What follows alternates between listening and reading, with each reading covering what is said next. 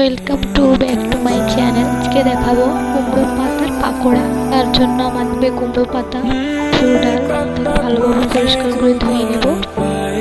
ধুয়ে নেওয়ার পরে আমি এটাতে লবণ দেব।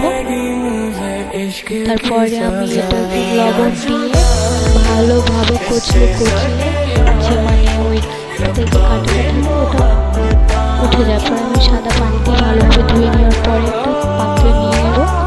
তুলে নেওয়ার পরে বাটা মসুর ডালে আমি দিয়ে দেব হলুদ, লবণ আর লঙ্কার গুঁড়ো, জিরে গুঁড়ো, ধনে গুঁড়ো সব কিছু দিয়ে আমি এটাকে মিক্স করে নেওয়ার পরে আমি একটা কুমড়ো পাতার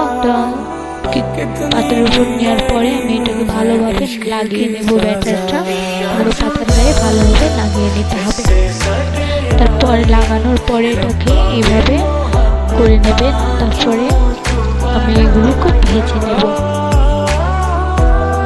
তাওয়ায় নিয়ে আমি ভেজে নেব। তারপরে দেখুন আমার ফ্রাই হয়ে গেছে। আমি এবার এগুলোকে তুলে নেব। তুলে নেওয়ার পরে আমি আপনারা বানিয়ে খাবেন, দেখবেন অনেক ভালো লাগবে। লাইক, কমেন্ট, শেয়ার করবেন, সাবস্ক্রাইব করতে ভুলবেন না।